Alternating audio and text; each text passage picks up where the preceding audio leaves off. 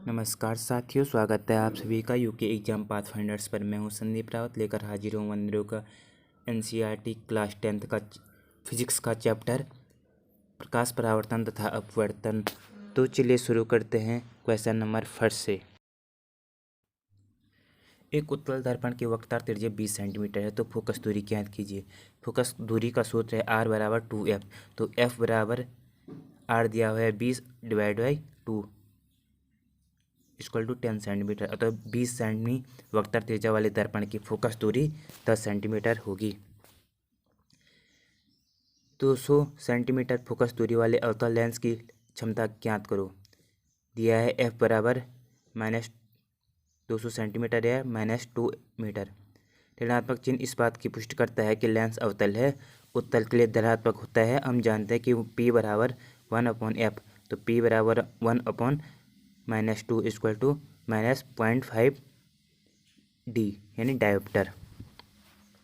एक अवतल दर्पण के सामने एक वस्तु अनंत पर रखी हुई है, तो बनने वाले प्रतिबिंब की स्थिति, साइज तथा प्रकृति कैसी होगी। बनने वाले प्रतिबिंब की स्थिति मुख्य फोकस पर होगी, साइज मुख्य बिंदु के आकार के बराबर होगा और प्रकृति वास्तविक एवं उल्टा बनेगा। एक आयताकार कांच का स्लैब वायु में रखा गया है। इस पर आपतित प्रकाश की किरण किस प्रकार कैसे निर्गत होगी। हम जानते हैं कि वायु की तुलना में कांच का अपवर्तनांक अधिक होता है, इसलिए इसमें प्रवेश करने वाली किरण अवलंब की ओर झुक जाएगी तथा पुनः निर्गत किरण वायु में प्रवेश करेगी, जो अवलंब से दूर हटेगी। अतः आपतित किरण तथा निर्गत किरण एक दूसरे के समांतर होंगी। एक समतल दर्पण द्वारा बने प्रतिबिंब का आवर्धन +1 है। इसका क्या अर्थ है।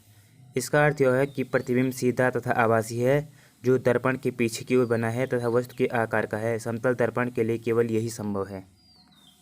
किसी लेंस की क्षमता एक डायोप्टर है। इसका अर्थ है क्या है। हम जानते हैं कि एक डायोप्टर उस लेंस की क्षमता होती है जिसकी फोकस दूरी 1 मीटर होती है। यदि लेंस की फोकस दूरी किसी अन्य मात्रकों में है तो उसकी क्षमता एक डायोप्टर नहीं होगी। अतः एक डायोप्टर का अर्थ है कि लेंस की फोकस दूरी 1 मीटर है। प्रकाश की सबसे तेज चाल किस माध्यम में तथा सबसे धीमी किस माध्यम में होती है। निर्वात का अपवर्तनांक सबसे कम होता है, लगभग 1.0003। अतः प्रकाश की सबसे तेज चाल निर्वात में होगी, जबकि हीरे का अपवर्तनांक सबसे अधिक 2.42 होता है, इसलिए प्रकाश की सबसे धीमी चाल हीरे में होगी। प्रकाश परावर्तन तथा अपवर्तन के नियम बताइए। परावर्तन के नियम में आपतित किरण, अवलंब तथा परावर्तित किरण तीनों एक ही तल में एक ही केंद्र पर होते हैं। आपतन कोण I तथा परावर्तन कोण R आपस में बराबर होते हैं। परावर्तन के नियम हैं आपतित किरण, अवलंब तथा अपवर्तित किरण तीनों एक ही तल में एक ही केंद्र पर होते हैं।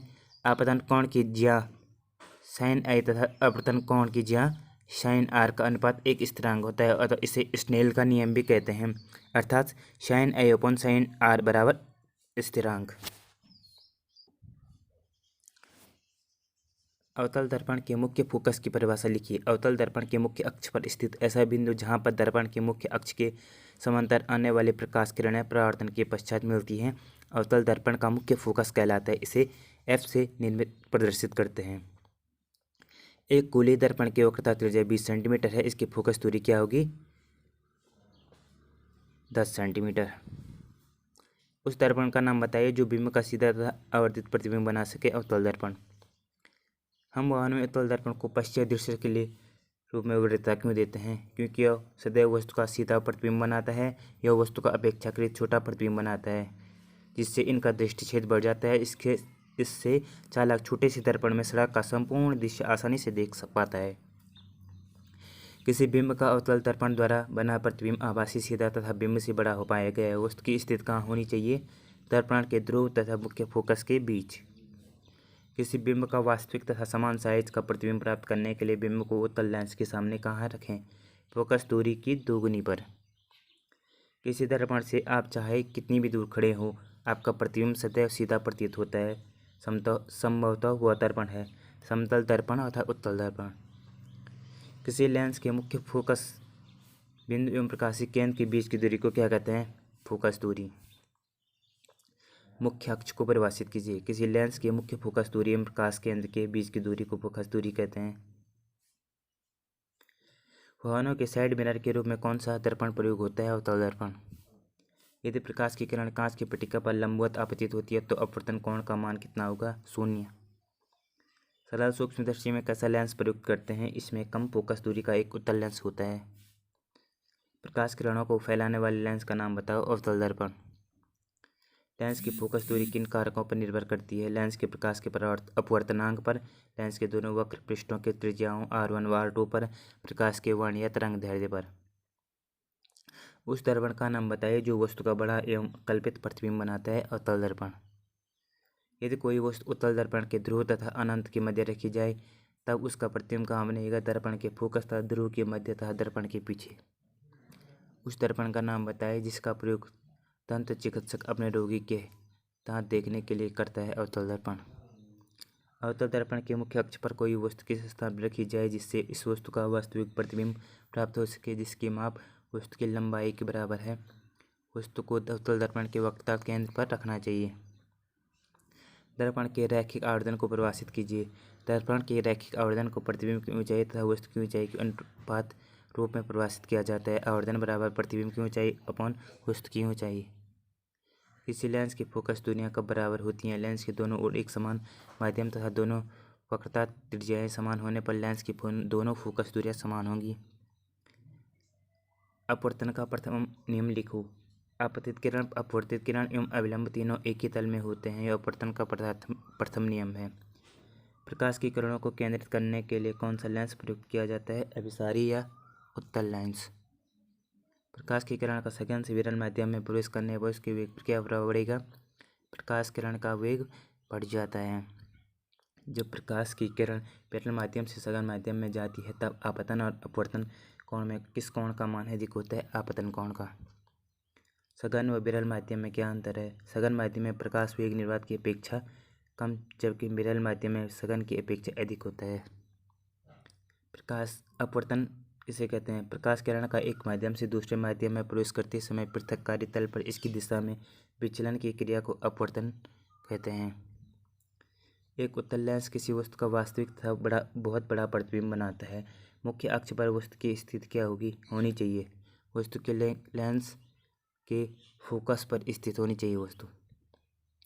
उस भौतिक राशि का नाम बताइए जो प्रकाश के एक माध्यम से दूसरे माध्यम में प्रवेश करने पर अपरिवर्तित रहती है? प्रकाश की आवृत्ति। लेंस के प्रकाश केंद्र की का क्या प्रभाव है? लेंस में स्थित वह बिंदु जिसमें होकर जाने वाली प्रकाश की किरण बिना अपने मार्ग से विचलित हुए लेंस से बाहर निकल जाती है। प्रकाश के परावर्तन से क्या तात्पर्य है? प्रकाश का परावर्तन जब कोई माध्यम की किरण एक माध्यम से चलकर दूसरे माध्यम की सतह से टकराकर वापस उसी माध्यम में लौट जाती है तो इस घटना को प्रकाश का परावर्तन कहते हैं। इसके नियम निम्न हैं। आपतित किरण, परावर्तित किरण तथा दर्पण के आपतन बिंदु पर अभिलंब एक ही तल में स्थित होते हैं। आपतन कोण I व परावर्तन कोण R के बराबर होता है। परावर्तित किरण की आवृत्ति एवं चाल अपरिवर्तित रहता है। किसी एक माध्यम से दूसरे माध्यम में जाने पर प्रकाश की किरण क्यों मुड़ जाती है? अपवर्तन के कारण। एक लेंस की शक्ति -4 डायोप्टर है। इस लेंस की प्रकृति क्या होगी? लेंस की क्षमता शक्ति ऋणात्मक है अतः लेंस की फोकस दूरी भी ऋणात्मक होगी। इस कारण लेंस की प्रकृति अवतल होगी। श्वेत प्रकाश का विक्षेपण क्या है? ऐसा विक्षेपण किस कारण से उत्पन्न होता है? जब श्वेत प्रकाश सूर्य का प्रकाश किसी प्रिज्म से गुजारा जाता है तो उस प्रकाश को विभिन्न रंगों में बदल देता है। इसे श्वेत प्रकाश का विक्षेपण कहते हैं। सूर्य का प्रकाश 7 रंगों बैंगनी, आसमानी, नीला, हरा, पीला, ऑरेंज और लाल से मिलकर बना है। प्रिज्म इन रंगों को अलग अलग बिखेर देता है। इसी कारण श्वेत प्रकाश का विक्षेपण होता है। अवतल दर्पण का उपयोग लिखिए। इसका उपयोग सामान्यतः बैटरी, सर्चलाइट, वाहनों के अग्रदीपों में प्रकाश का शक्तिशाली समांतर किरण पुंज प्राप्त करने के लिए किया जाता है। उत्तल दर्पण का उपयोग बताइए। इसका उपयोग वाहनों के पश्चिम दृश्य दर्पणों में किया जाता है। समतल दर्पण किसे कहते हैं? जब समतल कांच की प्लेट के किसी एक पृष्ठ पर परावर्तक पॉलिश कर देते हैं तो उसे समतल दर्पण कहते हैं। गोलीय दर्पण क्या है? कितने प्रकार के होते हैं? ऐसे दर्पण जिनका परावर्तक पृष्ठ गोलीय होता है गोलीय दर्पण कहलाते हैं। ये 2 प्रकार के होते हैं, उत्तल दर्पण, अवतल दर्पण। उत्तल दर्पण किसे कहते हैं? वह गोलीय दर्पण जिसका परावर्तक पृष्ठ बाहर की ओर वक्रित होता है उत्तल दर्पण कहलाता है। अवतल दर्पण किसे कहते हैं? वह गोलीय दर्पण जिसका परावर्तक पृष्ठ अंदर की ओर होता है अर्थात गोले की केंद्र की ओर वक्रित होता है अवतल दर्पण कहलाता है। गोलीय दर्पण द्वारा परावर्तक के नियमों का उल्लेख कीजिए। मुख्य अक्ष के समांतर कोई प्रकाश किरण गोलीय दर्पण पर आपतित होती है तो परावर्तक के पश्चात मुख्य फोकस से जाती है या जाती हुई प्रतीत होती है। गोलीय दर्पण पर कोई भी किरण वक्रता केंद्र से गुजरती हुई आपतित होती है तो परावर्तन के बाद अपने ही मार्ग में लौट जाती है। गोलीय दर्पण में फोकस में से होती हुई कोई किरण आपतित होती है तो परावर्तन के पश्चात वो मुख्य अक्ष के समांतर हो जाती है। इन नियमों के आधार पर किरणें खींचकर दर्पण द्वारा किसी वस्तु का प्रतिबिंब बनाया जाता है। ध्रुव क्या है? गोलीय दर्पण के परावर्तक तल का मध्य बिंदु गोलीय दर्पण का ध्रुव कहलाता है।